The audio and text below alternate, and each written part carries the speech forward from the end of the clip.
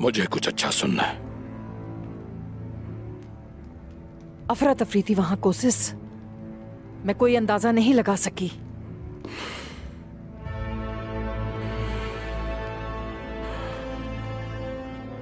सुन रहा हूं मैं।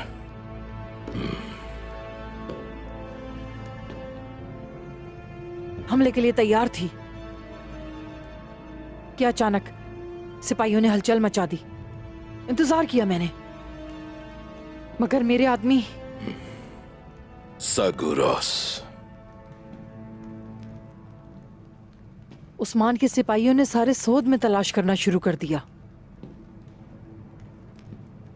जिसकी वजह से मुझे भागना पड़ा।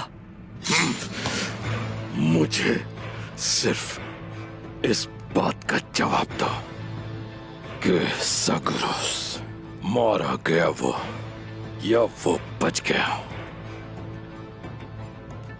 ये बताओ, मारा गया सगुरोस या वो बच गया? वो नहीं मरा।